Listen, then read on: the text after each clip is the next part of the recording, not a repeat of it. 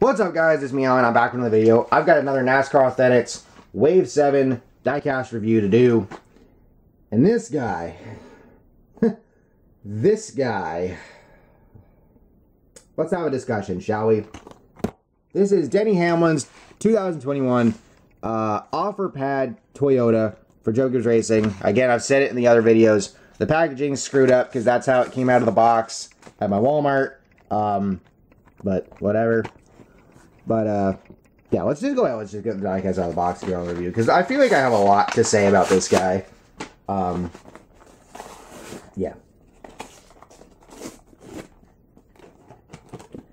There's a sticker that comes with it.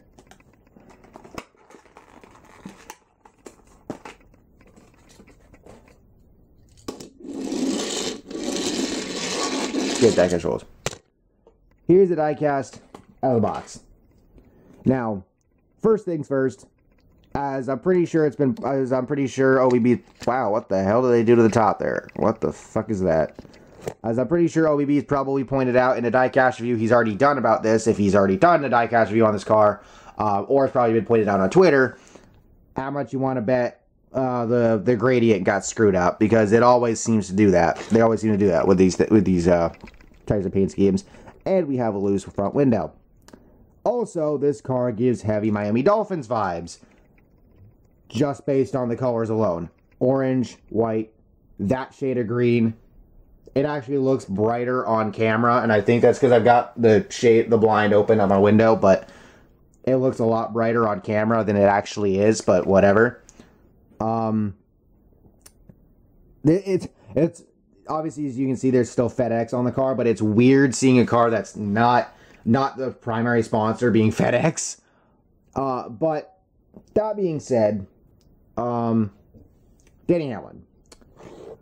2021 has been a very, very, very, very, very weird year for him. I'm just going to make that point clear. First of all, he comes off a dominant season, well, dominant without winning the championship, where he won, what, 7, 8 races on the year. He didn't win a race this season until the first race of the playoffs at Darlington, which he won in this paint scheme. Funny enough. That's weird. Like, yes, he led in the points all the way up until the very end. When Kyle Larson, who freaking steamrolled the field, winning a shit ton of races during the regular season, he ended up with 10 on the season entirely. With 5 of them coming in the playoffs, including the regular season finale, including the season finale at Phoenix, and 2 in the previous round on top of that. But for Hamlin, I should say, he was the only one that could really challenge, or like that you could really make an argument for him to win the title if it's not going to be Larson. For the 6th time, Hamlin got into championship contention under this format, and for the 6th time, he failed to do anything. Like, I don't get it.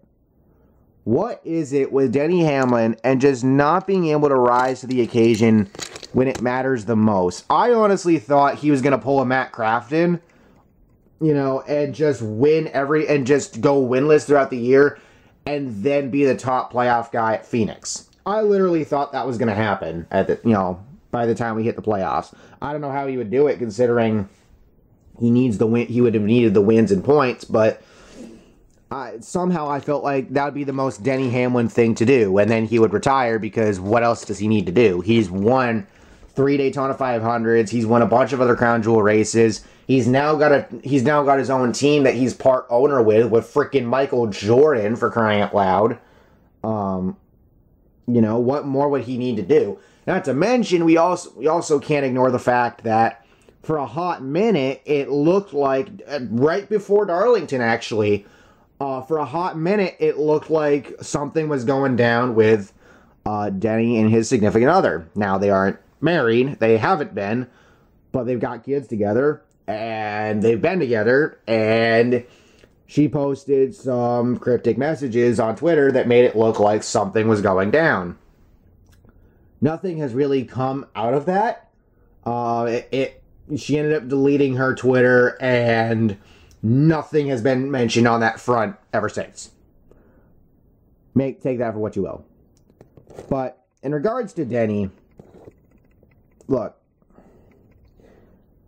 I don't know what you do with this guy. I really, at this point, it's getting to a point where how many more chances is he going to have to make it to the championship 4 and fail to win a title again? Like, for real. And not to mention, he became really insufferable at the end of the season after, you know, what happened at Martinsville, which is weird because, Denny, you're the one that turned Chase Elliott and called it short track racing back in 2017.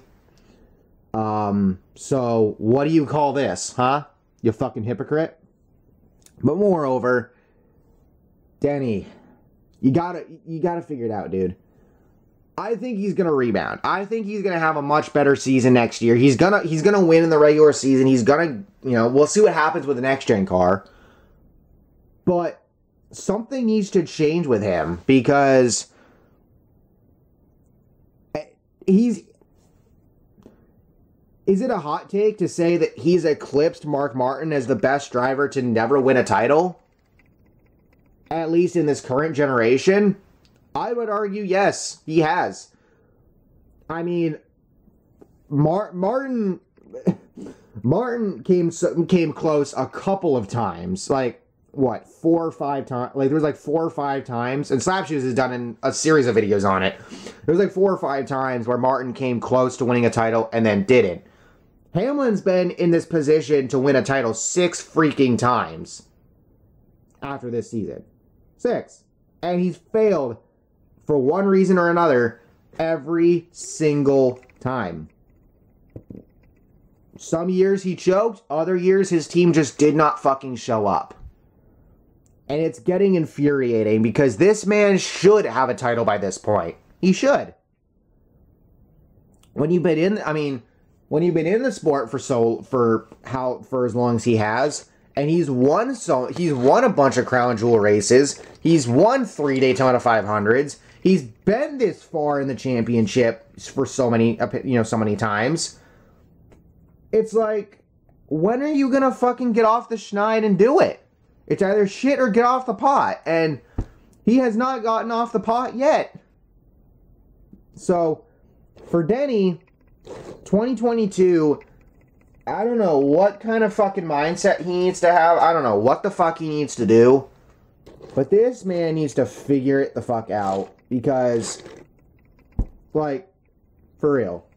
Like, honestly, I would laugh if, like, I mean, to some people this would be a pipe dream. But if one day Bubba Wallace wins a title as, you know, while driving for 23XI, while driving for Denny and Michael Jordan, and Denny gets to be on that podium, having never won a championship as a driver, but he wins one as an owner. If that ever happens, I'm gonna laugh my ass off, because that would be the funniest fucking shit possible. But with that said, Diecast, aside from whatever this is, pretty freaking good. Pretty sure you're going to be able to get this in the Gold Series, I think. But with that said, please make sure to drop a like, subscribe. Make sure you use code ANJJ for free shipping on orders of $20 or more at Diecast. I'll catch y'all next time. Peace.